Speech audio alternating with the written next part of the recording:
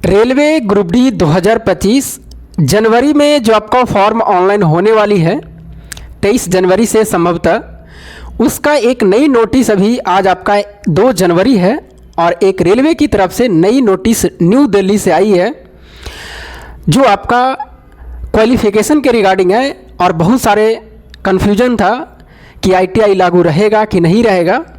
और मैंने कल ही एक वीडियो बनाया था 1 जनवरी को, तो मैंने बोला था कि अभी इसके बारे में कुछ भी कहना ठीक नहीं है।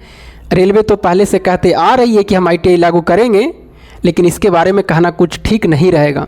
लेकिन मैंने बोला था कि 80% चांस है कि रहेंगे, लेकिन ऐसा नहीं हुआ। तो हम लोग जो बेसिस पे बोल रहे थे कि पहले से कि जो 2019 से ही नोटिस देते आ रहा था कि हम ITI लागू करेंगे, सभी बच्चे ITI कर लीजिए, आने वाली भर्ती में लागू रहेगा, लेकिन ऐसा नहीं हुआ। कि आपका आज का ही नोटिस है 2 जनवरी का ही, और इसमें बिल्कुल लिखा गया साफ साफ, नीचे देखिएगा, इसमें लिखा गया है कि ITI यानी रेलवे ग्रुप डी लेवल 1 भर्ती के लिए सिर्फ और सिर्फ 10th पास और ITI और आपका जो अप्रेंटिस बच्चे किए हैं वो फॉर्म भर सकते हैं। इसका मतलब हुआ या लगा हुआ है, प्लस नहीं लिखा हुआ वहाँ पर। इसका मतलब 10th वाले जो बच्चे सिर्फ हैं उसका ITI रहे या ना रहे वो फॉर्म को भर सकते हैं और सारी पोस्ट पर भर सकते हैं। जितने भी सारे पोस्ट निकलेंगे उसमें सारे के लिए एलिजिबल होंगे, जो बच्चे 10th पास होंगे वो भी। तो अब आपको पूरी 100% इसमें एकदम निश्चित है, इससे कंफर्म हो गया है। अब इसमें कोई शक नहीं है कि जो आपको रेलवे ग्रुप डी 2025 में जो भर्ती आने वाली है उसमें आपको ITI लागू नहीं है। मतलब 10th पास है तो आप भर सकते हैं। अब इसमें बच्चे के बहुत सारे दुख भी हैं। जो बच्चे 10th पास सिर्फ है और 18 साल एज हुआ, उनका खुशी है कि हम इसमें भाग ले सकते हैं। लेकिन जो बच्चे 2019 से रेलवे बार बार नोटिस 2019 में, 20 में, 22 में, ना जाने कितनी बार नोटिस दिया कि आप ITI कर लीजिए, अगली बार भर्ती आएगी तो हम आपको ITI उसमें लागू कर देंगे, लेकिन ऐसा नहीं हुआ। उनके लिए क्या है, ये दुख की बात है। और इस पर बहुत सारे प्रभाव पड़ेंगे, क्योंकि इसमें ITI लागू नहीं है तो कट ऑफ पर बहुत भारी प्रभाव पड़ेगा। और जिस हिसाब से भर्ती 32,000 अभी बता रहा है, इसमें कट ऑफ बहुत ही हाई जाएगी। लेकिन अगर ITI हटाया है तो हमें लगता है, उम्मीद ये भी लग रही है कि पोस्ट की संख्या बिल्कुल बढ़ेगी।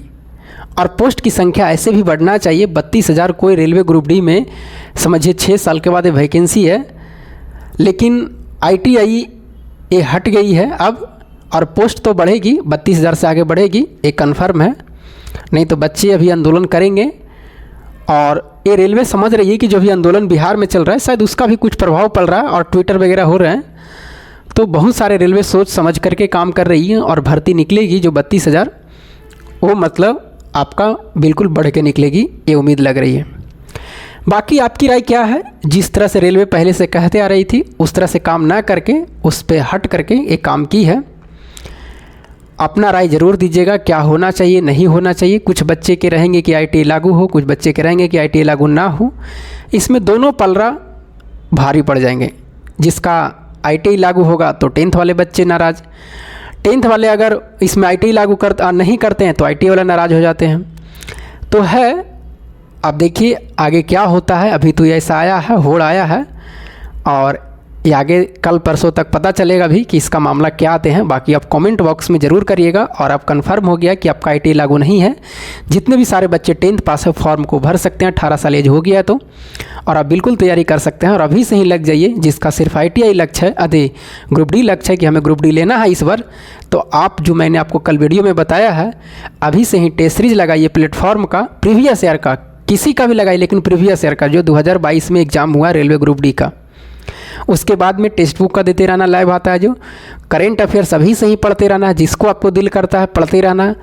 उसके बाद में आपको साइंस भी पढ़ते रहना जिस टीचर का मन करे, लेकिन NCERT आपको खुद से पढ़ना। 5-6 महीना में इतना बार NCERT पढ़ जाना 9th 10th क्लास का कि आपको लाइन बाई लाइन याद हो जाना चाहिए कि यहाँ पर ये चीज़ लिखा हुआ है NCERT का शब्द। तभी आपको जा कर के एक पोस्ट मिलेगी, नहीं तो कट ऑफ बहुत ही हाई जाने वाली है। उसके बाद में मैथ और रीजनिंग पर ध्यान देते रहना है।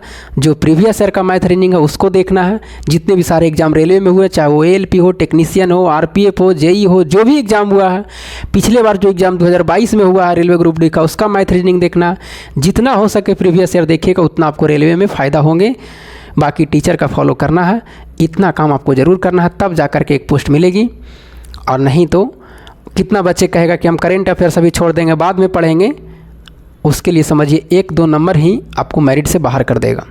मैंने अभी खुद नहीं करंट अफेयर्स छोड़ता हूँ, डेली अब देखता हूँ। 1 तारीख जनवरी से उधर तो मैंने लगभग छोड़ा हुआ था, 1 महीना लगातार किया जब एग्ज़ाम था, फिर छोड़ दिया था। अब इधर से आज से ठाना हूँ 1 जनवरी से कभी भी स्किप नहीं होगा मेरा करंट अफेयर्स, क्योंकि एक नंबर मैंने रखती है। और आगे आने वाले जो भी एग्ज़ाम होंगे रेलवे में, जैसे NTPC, अगर मेरा टेक्नीशियन में हो जाएगा तो मैं तो नहीं जाऊंगा रेलवे, फिर ग्रुप डी में फिर फॉर्म ही नहीं भरूंगा। अब देखते हैं कि कितने मार्क्स आते हैं टेक्नीशियन में। तो चलिए, बाकी आपकी राय क्या है कमेंट करके ज़रूर बताइएगा। और तैयारी करते रहिए, जिस तरह से मैंने बताया है उसको आप ज़रूर फॉलो करिए। इसके बारे में आप कमेंट ज़रूर करिएगा कि इस पर आपका विचार क्या है ITI पर। फिर मिलेंगे हम आपको अगले वीडियो में, तब तक के लिए जय हिंद।